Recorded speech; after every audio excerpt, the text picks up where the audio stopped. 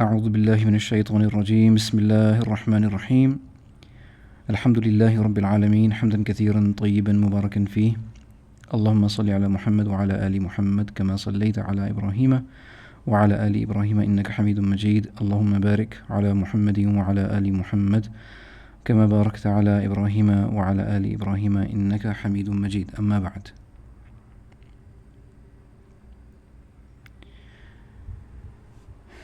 So today's topic is the 12th principle, the foundation in the talab al-ilm, in the search for knowledge, in the path of knowledge, and that is انتخاب الصحبة الصالحة له. So the Shaykh says المعقد الثاني عشر انتخاب الصحبة الصالحة له. Intikhab is to choose. الصحبة is the company. الصالحة, the righteous company. الصحبة الصالحة, الصحبة الصالحة, the righteous company. له, ay for this journey. So انتخاب الصحبة الصالحة له. So choosing the right, pious, righteous companionship for this path, in this path of ilm. The Shaykh says اتخاذ الزميل ضرورة لازمة في نفوس الخلق. اتخاذ الزميل, ay taking a friend, and of course over here he means a righteous friend. But in this first line he's speaking more generally, so he's saying اتخاذ الزميل, taking a companion, having a companion, is a darura, it's a necessity, right? Or ضرورة لازمة, it's a necessary requirement في نفوس الخلق, in the souls of the creation. It's a necessary requirement in the human nature to have companionship, right?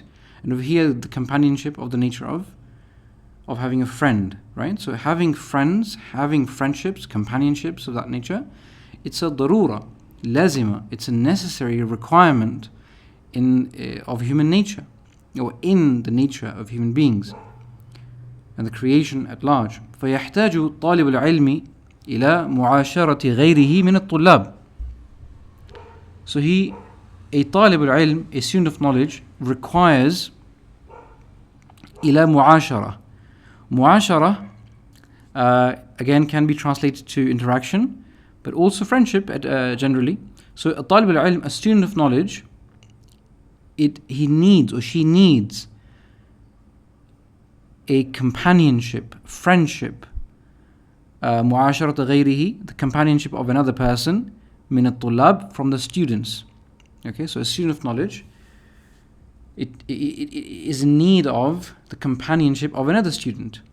Why is that the case? لتعينه هذه المعاشرة على تحصيل العلم والاجتهاد في طلبه. So that this companionship, this interaction with another student, it helps him or her upon this acquisition of knowledge, تحصيل العلم, والاجتهاد في طلبه, and this striving or this hard work in its search, in its acquisition, in the acquisition of knowledge. So with this chapter, the Shaykh is generally alluding to the importance of having righteous friendship. You see, a person can feel very lonely when it comes to so a person generally, as a human being, can feel very lonely if they don't have any friends. We're just social beings, right?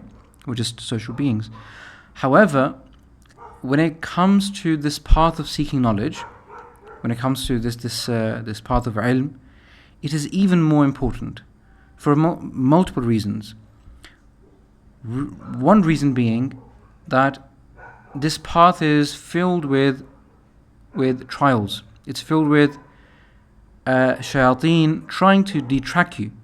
So if you have company and that company is righteous, there will be a healthy amount of reminder going on between the two friends or more.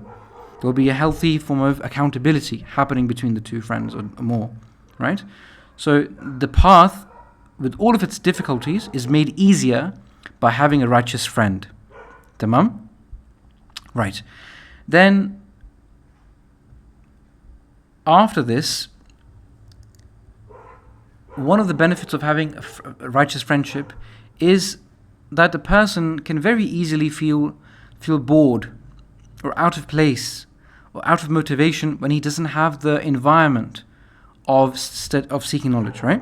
Which is why having a community, even if it's just one or two people, a teacher, so on and so forth, that is vital for your success in talab al-ilm. Okay, because this company, other than that, the fact that we mentioned that it helps you feel accountable, and the motivation that it gives you and helps you ease through the trials of this journey, and then the wasawis of shayateen on this path, all of that, it actually helps you stay, because stay part of this energy that surrounds you from other students and the teacher. So it's an environment. This is why universities are successful in educating students, if they are successful at all in any sense of the word. They're successful at least in giving an environment. They create an environment where everyone around you is a student. Everyone is busy doing this exact same thing you're there for. So that environment, that community, it helps you in this journey. Okay? So this is why it's so important, subhanAllah, to have righteous friendships.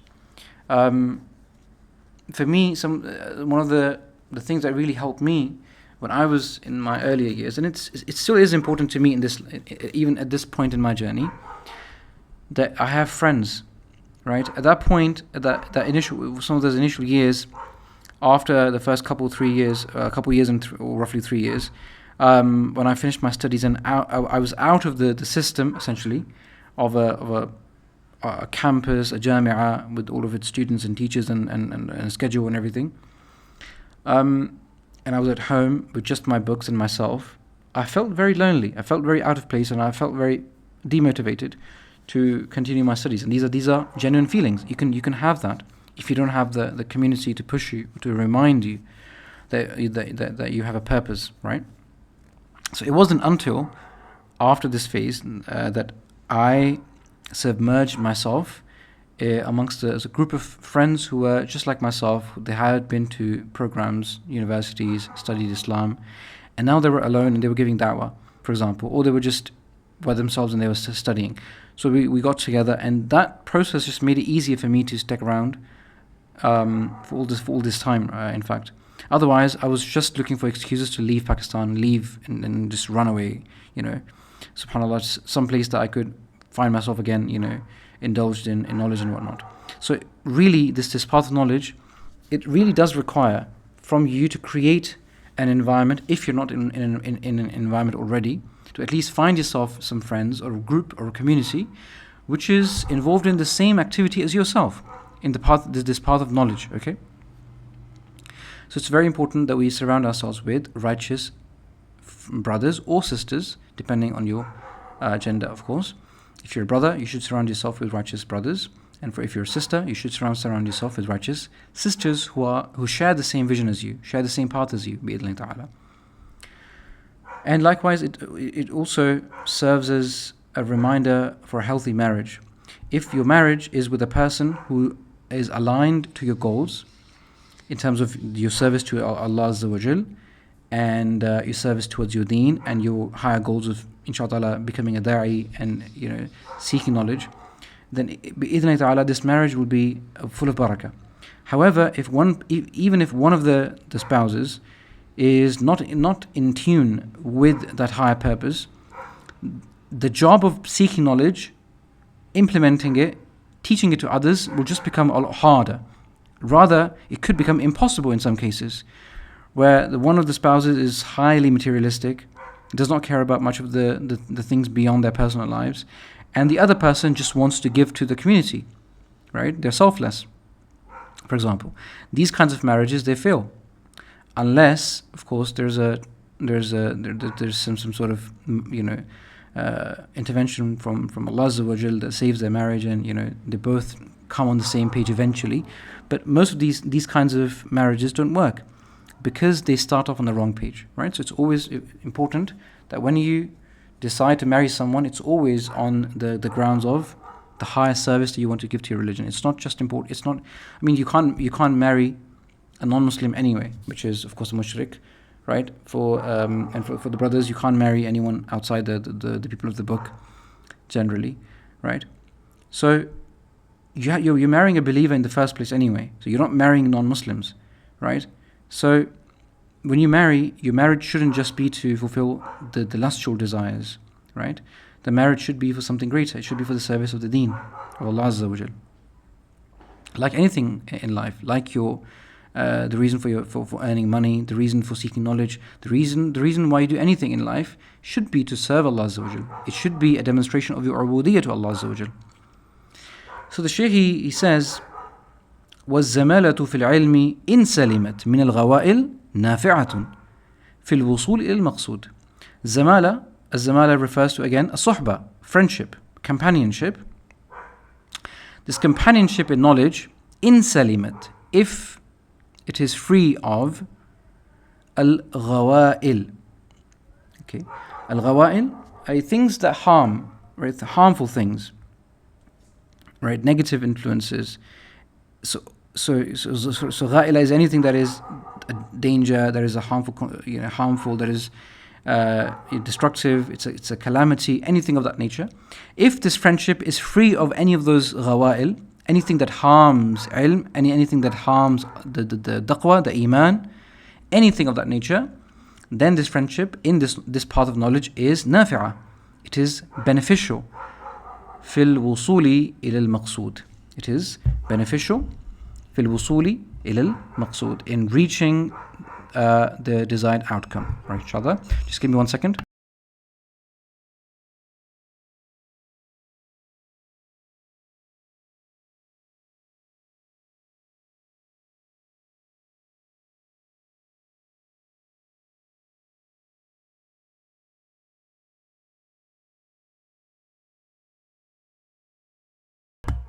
Right.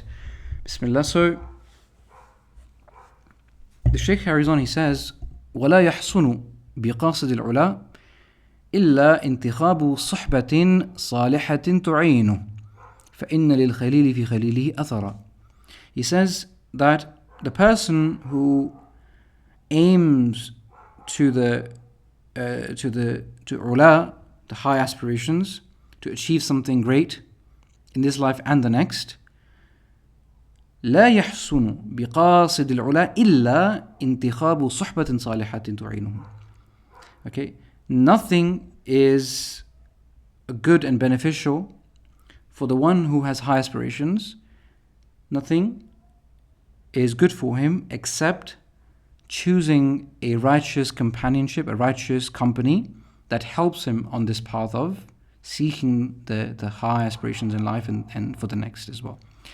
فَإِنَّ لِلْخَلِيلِ فِي خَلِيلِهِ أَثَرًا. For indeed, for a friend has a deep impression on the other friend. They have a deep effect on the other person, on the other friend. So a friend has an effect on the other person.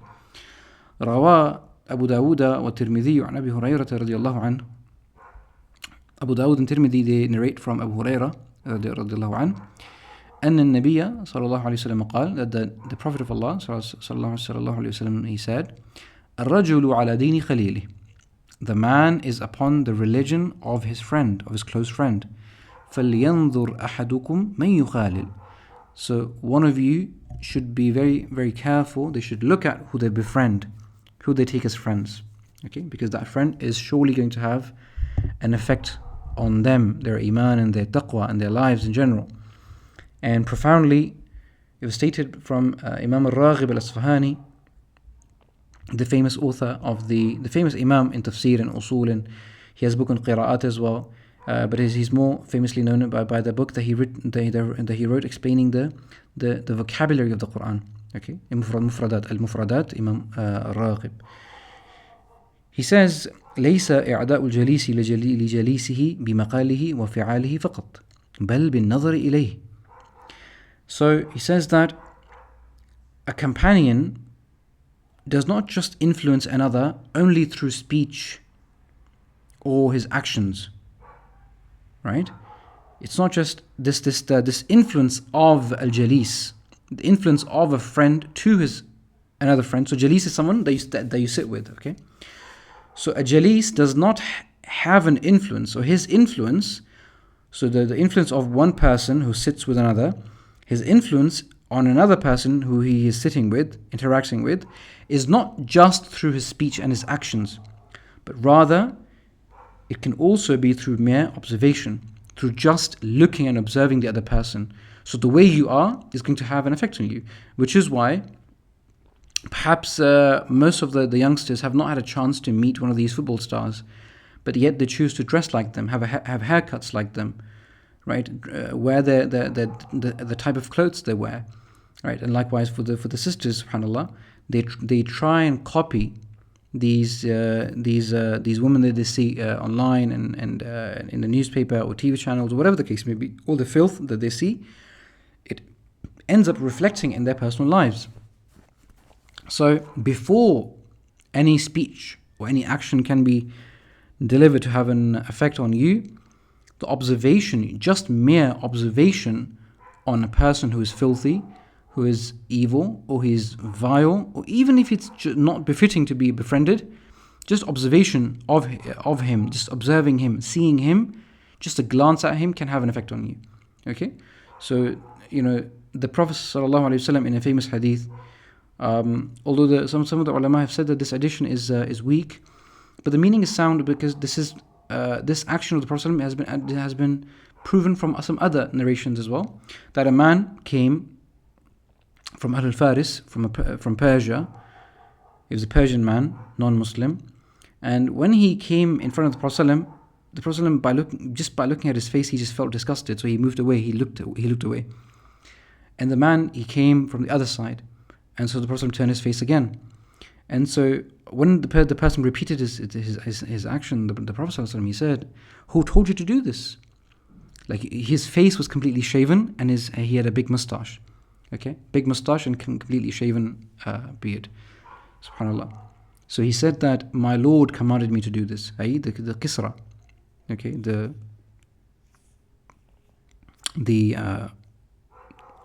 Khusra, basically, the king of the Persians, right? And so the Prophet in retorting to that comment, he said, "As for my Lord, then he has commanded me to grow my beard and trim my mustache." Okay, so the Prophet, he did not even like to look at that person. And this was followed by his Khulafa and others. When they see something evil, they turn their face away, right, because of disgust and whatnot. And then this is transferred into the Ummah turning away from people who are of innovation, because they did not want to even have a look at their faces. Subhanallah. So observing others can have an effect on you. Okay, sometimes it can have a good effect if the person that you're looking at is good, like the hadith where we are informed about men when you look at them, or people when you look at them, they remind you of Allah Azza wa Jal. So you're supposed to befriend these people. You're supposed to keep the company of these people and leave the company of the others who are opposite to them. So it's very important that the Jalis does not just influence his Jalis, his friend, his companion, just through his actions, his words, but rather even mere observation, just looking at them, can have an effect, subhanAllah, can have an influence on them. Now, the Shaykh is going to give us some criterion as to the objectives of companionship. Why is companionship held in the first place? So he says, وَإِنَّمَا يُخْتَارُ لِلصُّحْبَةِ مَنْ يُعَاشِرُ لِلْفَضِيلَةِ لا للمنفعة ولا للذة فإن عقد المعاشرة يبرم على هذه المطالب الثلاثة الفضيلة والمنفعة واللذة. He says that the suhbah, companionship,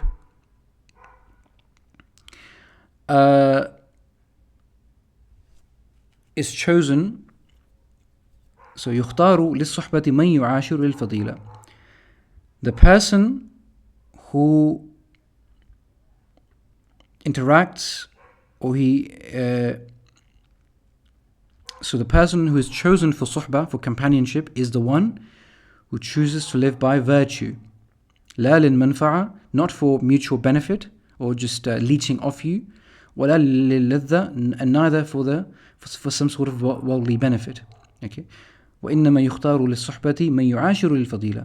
So for indeed that person is chosen for companionship who lives for virtue, not for or the person who interacts with you, or he makes you a companion or befriends you for some sort of virtue, a mutual sharing of virtue between the two of you. لا للمنفعة ولا للذة, nor neither the some sort of mutual benefit, of selfish benefit that you leech off one another, for example. ولا للذة, and nor for some sort of pleasure that you seek in that company. فإن عقد المعاشرة يبرم على هذه المطالب الثلاثة. Okay. It says the bond of companionship, أي عقد المعاشرة, يبرم, it is established على هذه المطالب الثلاثة, upon these three objectives. What are those? الفضيلة, the virtue, المنفعة, the benefit, the mutual benefit, and اللذة, a pleasure. So virtue, the shared moral or ethical values that you share with the other person. So you seek their companionship. So al-manfa'a would be mutual advantage or support from one another. Al-ladha, of course, enjoyment or comfort in each other's company, and this is where a man chooses a wife, for example, or a wife chooses, a woman chooses a husband, and so on and so forth. And then, of course, just to have someone who you can confide in with your problems and whatnot, just to have that, friend of yours. Of course, if you're a sister, then it will be a sister. If it's a brother, then it will be a brother for you. And so that kind of thing. So the suhbah, if you go for fadila to begin with, then you're going to find manfa' and ladha automatically. Because when you befriend someone for the sake of Allah, for the sake of sharing the same virtue and ethics, you're definitely going to find their support. You're definitely going to find that the person comes to your aid in time of your need. When you're in need, the person is always there for you because he knows you. He loves you for the sake of Allah. He befriended you for the sake of Allah to begin with. So he's always there to give you a supporting hand, right? So do you support each other? Likewise, when you befriend, when you build a network on these grounds, then you support each other in many different ways, right? For example, brothers, when they befriend each other for the sake of Allah, you find that they share some sort of business opportunities amongst each other as well. So business and economic or financial opportunities are created because of that. So manfa'a, and then ladha, of course, to find a friend, hamim, a very close friend, a khalil, someone that you can confide in, tell them your secrets, your worries, your trials, and then they're always there for you to calm you. If you've befriended a person for their virtue, then you're going to find ladha in their company automatically, inshallah, because Allah Azza wa Jal will make that friendship for His sake, and then the two friends will not just benefit from each other in terms of the mutual advantage that they have from each other, but also the comfort they find in each other's company. Okay, so a friend is sought for their fadila, for their virtue. You should always seek friends who are either more practicing than you, or who are more knowledgeable than you, inshallah, or at least they're someone who are disciplined. They are somewhat better than you in some sort of virtue, and ideally in Islamic virtue, right? You're not supposed to befriend non-Muslims anyway. So when we befriend Muslims, we seek some sort of fadila in them. So we befriend them for the sake of fadila. And what is the best fadila? It is the fadila of, the virtue of, the religion of Allah Azza wa Jal. The Shaykh says, ذكره شيخ شيوخنا محمد الخضر ابن حسين في رسائل الإصلاح. So the Shaykh of our Mashayikh, of our teachers, Muhammad ibn Khadr ibn Hussein, the Shaykh Muhammad al-Khadr, he says, فانتخب صديق الفضيلة زميلا فإنك تعرف به. So choose the friend of virtue as a friend, as a close companion. فإنك تعرف به, because you are going to be known by him. You're going to be known by the company you keep. وقال ابن مانع رحمه الله, he said, في إرشاد الطلاب, in his book إرشاد الطلاب, وهو يوصي طالب العلم, and he is advising, giving counsel to the طالب العلم, to a student of knowledge. He says, ويحذر كل الحذر من مخالطة السفهاء وأهل المجون والوقاحة وسيء السمعة والأغبياء والبلداء فإن مخالطتهم سبب الحرمان وشقاوة الإنسان. Allahu Akbar. He says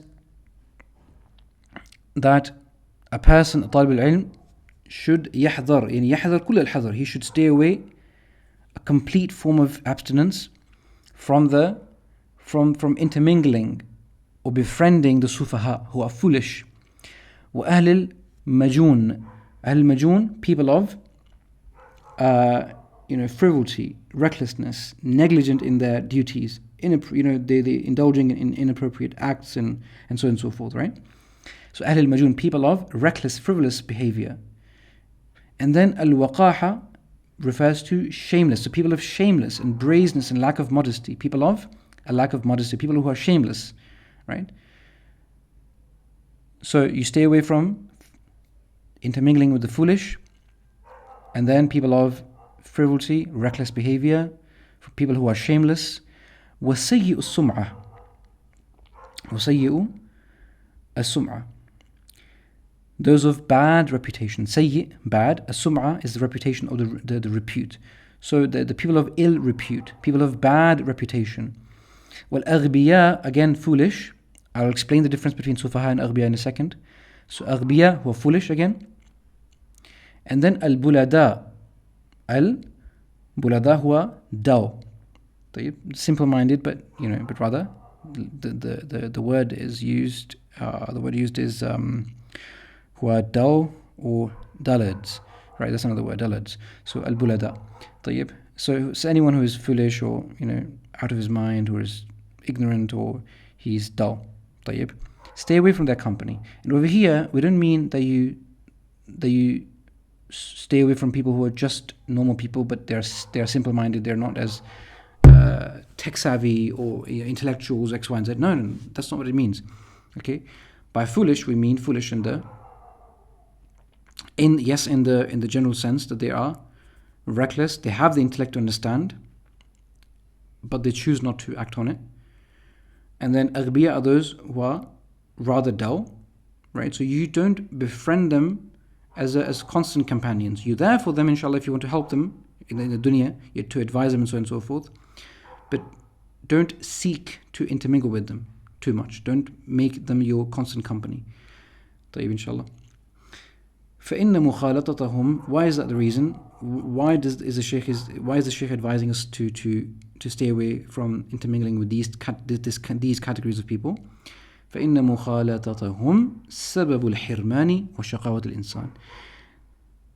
It is because, for indeed, the intermingling with them, or seeking or having their company, is the cause of a man's or human being's, al-insan, is a cause of a person's or human being's deprivation, hirman, and shaqawa, misery. So a person will always face deprivation or misery in their life if these kinds of people are in his close company. They are they are his close circle of friends. Okay, now talking about sufaha and aghbiya. So sufaha are essentially the individuals who act without wisdom or discernment. So they act out of rashness or a lack of good judgment. طيب.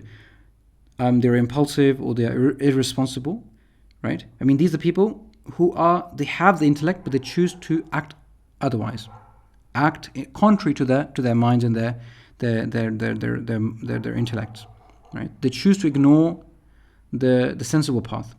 And then aghbiya are those who are genuinely, they lack intelligence or understanding. Okay, so they genuinely have a deficiency in knowledge or mental capacity. So they're not reckless with their behavior, but they're just, they just lack intelligence, or they lack insight, or they lack knowledge, mental capacity, whatever the case may be, right? So in either case, both of them are sufaha, one for natural reasons and the others because of their stupidity. And then bulada are just those people who are just dull, right? They're stupid, essentially. طيب. Stupid for the sake of, for the reasons of natural reasons, of course. طيب. Now, we have said that the Shaykh is advising us to stay away from these people. Sometimes you will have to jump into the society of these types of people to advise them as a da'i.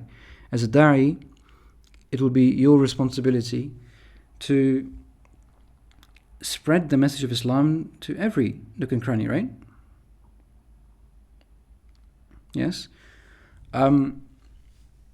Your job is to be giving company to anyone who can benefit from your company. So that is essentially da'wah, right? You want to make yourself available for all kinds of people because your company can benefit them. But you shouldn't spend too much time in their company because that company can harmfully affect you as a student of knowledge and as a da'i. Okay? So you have to strike a balance as a da'i and as a talib al-ilm.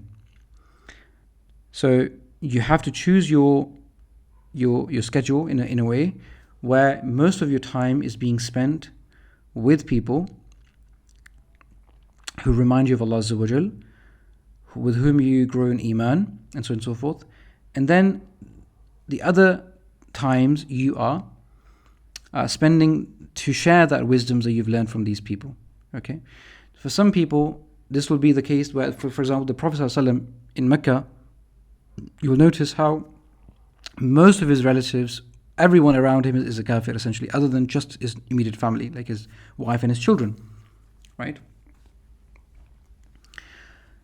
Now, if you observe carefully his life, sallallahu alaihi wasallam, you will notice that the evenings until the morning is the time that he spends with his family in the prayer, making dua to Allah Azza wa Jal, reading the Quran, standing for the prayer, and so on and so forth. In fact, the Prophet ﷺ was commanded to pray most of the night in the initial phase of Islamic da'wah, right? So that is the time that he was seeking to grow himself in faith and iman and taqwa and so on and so forth. And in the day, he would constantly find opportunities to spread the message of Islam. Okay, and even in those times, he constantly prays. He constantly finds himself in the company of those who have become Muslim, and then he's teaching them.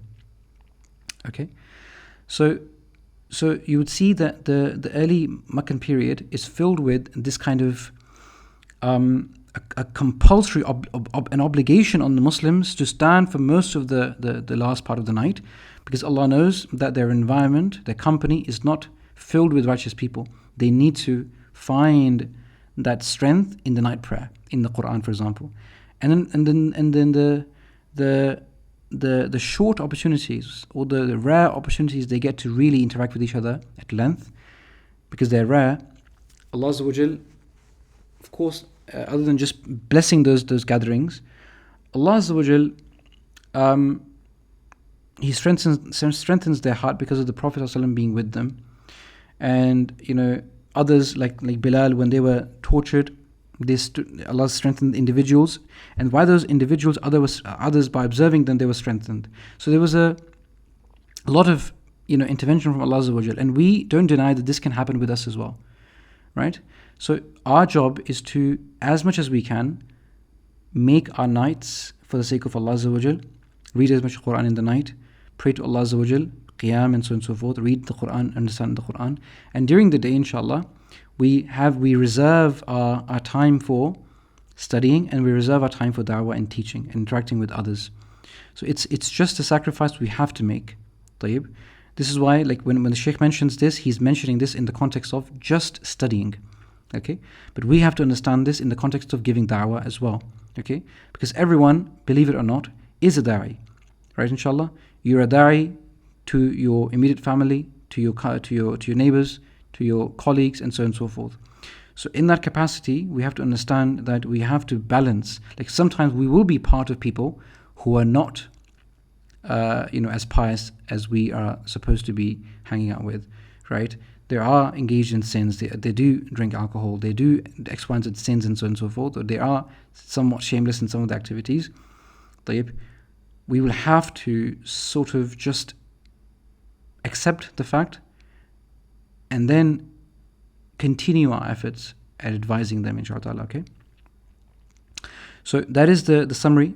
So just to contextualize this chapter, the Shaykh has advised us as students, as far as we are concerned, as our capacities as students, that we should align ourselves with the righteous and pious companionship. طيب. Just to contextualize this with our vision, that we are as at the same time as we are students, we are also du'at.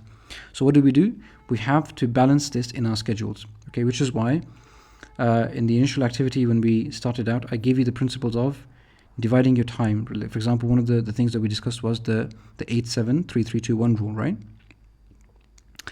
Portion of that was to study, right? Now, when you progress in your studies, inshallah, some of your work that you're doing, either the 8 hours or whatever the time is, some of that will have to be dedicated towards da'wah, right? Some of that will have to be dedicated towards da'wah. Slowly, your time for studies might have to be, some of the time that you give to your studies might have to be taken towards da'wah, right? It might amount to something like an hour, 2 hours a day of da'wah to people. But when you're not giving da'wah, you should aim to fill your time that is going to counter all the possible negative influence that you might have gathered or gained from those who you were giving da'wah to. Okay? Just like if you jump into the sewers for cleaning the sewers, you're not going to spend the entire day or 2 days in the sewers. You're going to spend a few minutes or half an hour installing the machines and whatever the case may be to clean the stuff. But when you come out, you're going to, one of the first things you're going to do is to jump into the showers. You're going to change your clothing, right? You're going to do everything that sort of helps you counter the stench of the sewers that has accompanied you from that. For example, the famous hadith that if you sit in the company of a good friend is like the one who sells the perfumes. Even if you don't buy perfume from him, even if you don't apply the perfume from him, you walk away with some beautiful scent on you because of his company. And a bad friend is the one is like an ironsmith, right? Even if you don't touch him or interact with him and so on and so forth, you'd still walk away with the bad stench of his his day-to-day duties, right? Of his environment and so forth. So you have to do enough work to counter the negative effects of that environment. Inshallah, okay? So one of the students asked that how am I meant to balance this without completely alienating? So family, I really struggle with this as I find myself not even wanting to be around them because I feel the effect of it. But obviously they are my family and they are less likely to accept Islam if they see me more than already. So I just see them. Yes, so you have to balance. There has to be a balance. You have to balance it in terms of your schedule with them. If you have a schedule, inshallah, and that schedule is not filled with all the time with them, then inshallah you're fine. Okay? So long you are giving yourself enough time to counter the effect that you walk away with when you're with them. That when you're not with them, you're reading the Quran, you're understanding the Quran, you're learning Arabic, you're reading books on seerah, for example. Anything that keeps you in the loop.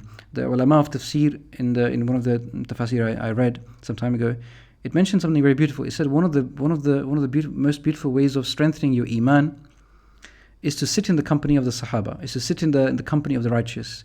And of course we can't do that practically, physically, but what is meant by that is to read their seerah, read as much as you can about their lives, right? So when you're not in the company of the, so when you are, not in the company of those who are, for example, non-Muslims or who are in need of the da'wah because they're sinning or whatever the case may be. When you're not in their company, when you're not in the da'wah scene, you must sit with the company in the company of the Sahaba or the Tabi'een and the Prophet ﷺ by reading as much as you can from the seerah.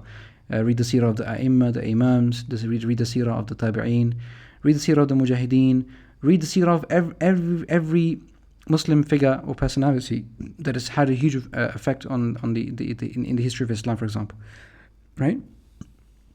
So you just have to balance, inshallah, in a way where even if you spend more time with them, you just have to spend even more time to balance that, that effect, in terms of your iman, inshallah ta'ala, by making dua to Allah Azza wa Jal, making more istighfar to Allah Azza wa Jal if you have been affected by that company. But as you've said yourself, if you don't see them at all, definitely they're going to become distant from Islam. The Prophet ﷺ stayed with his relatives in Mecca for 13 years. And eventually, when they did not accept his call, he had to leave them. Right? So if it comes to that point, then yes, if that's the only thing that is left to do, i.e. make hijrah, leave them, stay away from them, then inshallah we'll look at that when you'll cross that bridge when you come to it. But right now, because it is perhaps not the time, you have to inshallah be brave. You have to inshallah interact with them, but do it in a with the schedule, inshallah, where you don't give them all the time, where you don't give them that so much time that it starts affecting your iman. Okay, you give them just enough time that is enough for them to have a good interaction with you, a sensible, reasonable, polite interaction with you, and inshallah they see you as a Muslim and they see something of Islam from you, and then you walk away, inshallah, and that will be enough from your part. That is the most you can do in your capacity. When you're away from them, inshallah, read as much Quran as you can. Focus on your studies as much as you can, inshallah. Read the seerah of the Sahaba, the Prophet ﷺ, and so on and so forth, to rejuvenate your iman, inshallah. Okay, so you have to counter that effect. Just like the man who cleans the sewers. Once he goes into the sewers, and when he does his work, and when he comes out, like in both places he's diligent. He goes into the dirty environment, he does his work diligently, and then he comes out and cleans himself diligently as well, and then he prepares himself for that job again, right? So unfortunately we are, in that sense, cleaners of this nation, of the Ummah. We have to brace ourselves for immersing ourselves in filth sometimes. That is the only way. But of course, like mirrors, not like sponges. Okay, so we observe, but we don't absorb anything from that, inshallah. I hope that the answer is clear with this, okay, inshallah. And with this, we'll end this session, the recording. Barakallahu feekum. Subhanakallahumma bihamdik. Ashhadu an la ilaha illa anta astaghfiruka wa atubu ilayk. Assalamu alaikum wa rahmatullahi wa barakatuh.